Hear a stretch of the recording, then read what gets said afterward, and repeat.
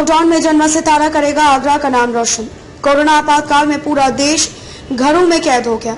लोग घरों में रहकर ऊबने लगे, लेकिन कुछ लोगों ने इससे एक सुनहरा अवसर मानकर इसका भरपूर उपयोग किया। पुरानी कहावत है कि आवश्यकता आविष्कार की जननी होती है। कुछ ऐसा ही हुआ है आगरा के हारून रशीद के साथ।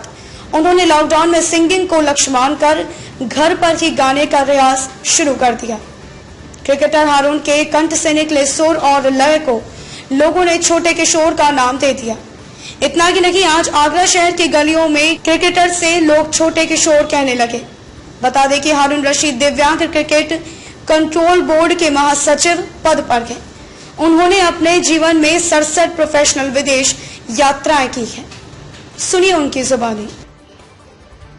लॉकडाउन में का जन्मा एक सितारा जो इस समय एक लोगों के लिए एक अफसाना बन गया है। हम बात कर रहे हैं दिव्यांग क्रिकेट कंट्रोल बोर्ड के महासचिव हारून रशीद की, जो इस समय एक क्रिकेट में एक नाम के साथ साथ जिनकी चर्चाएं हमने टीवी पर अखबारों में क्रिकेट की सुनी थी। आज हम देख रहे हैं कि छोटे से स्तर से लेके उनकी चर्चाएं सिंगिंग के क्षेत्र में आ रही है। आज हम उन्हीं के साथ में बैठे हुए हैं, उन्हीं के निवास पर हैं। हाँ रशीद साहब, हम ये चाह रहे हैं कि जैसे आपने एक सिंगिंग के क्षेत्र में कदम रखा है, क्या ये क्रिकेट को अलविदा कहने का समय आ गया है? नहीं, ऐसा तो बिल्कुल नहीं कहूँगा, क्योंकि क्रिकेट ही मेरी जिंदगी है और क्रिकेट के अलावा मेरे पास किसी भी दूसरी चीज के लिए वक्त ही नहीं था। और काफी साल, पिछले जो 15 साल है, मेरे व्यस्तता के गए हैं। लेकिन ड्यूरिंग द लॉकडाउन जो ये वक्त मिला, जो सिंगिंग वाला मैटर आजकल आप चल रहा है जो मेरा, मैंने अपने सबसे पहले बताना चाहूंगा कि मैंने अपनी जिंदगी में कभी भी सिंगिंग नहीं करी। बस अंताक्षरी खेली बच्चों के साथ, अपने टीम के प्लेयर्स के साथ, वैसे कभी नहीं करी। इस लॉकडाउन में जो मेरे को समय मिला तो मैंने एक गाना बनाया और स्टार मेकर पर मैंने कुछ गाने गाए, क्योंकि 14 अप्रैल 2020 को मैंने अपनी जिंदगी का पहला गाना गाया। लोग कहते हैं मैं शराबी हूँ, तुमने भी शायद ये ही सोच लिया। तो मेरी नेचुरल आवाज ही ऐसी है, मैंने इसमें कुछ बनावट नहीं करी, कोई मशीन का इस्तेमाल नहीं किया। अच्छा, आपका गॉड गिफ्ट है? गॉड गिफ्ट नहीं है, आशीर्वाद है किशोर। लेकिन आपने पहले ऐसा कभी नहीं करा, या तो कोरोना काल में आपने फिजूल में टाइम घर पे जो टाइम बताया है उसी समय आपके दिमाग में ये सिंगिंग का एक सुंदर कहां से उभर गया आपके?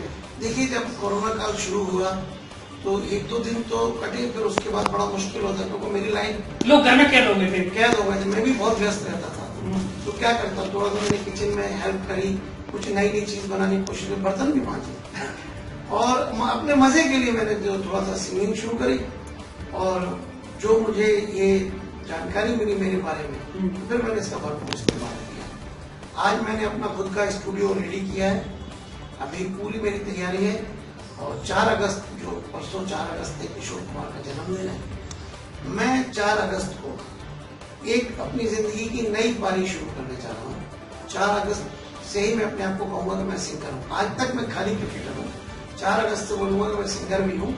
और 4 अगस्त को ही मेरी अपनी वेबसाइट छोटाकिशोर.com नाम से बन रही है, वो लॉन्च होती है। मुझे नाम दिया था जूनियर किशोर कुमार और छोटे किशोर कुमार, तो मैंने लोगों को बोला कि नहीं, अब कुमार मेरे साथ मत जोड़िए, छोटे किशोर जोड़ दीजिए, क्योंकि किशोरदा का नाम बहुत बड़ा है।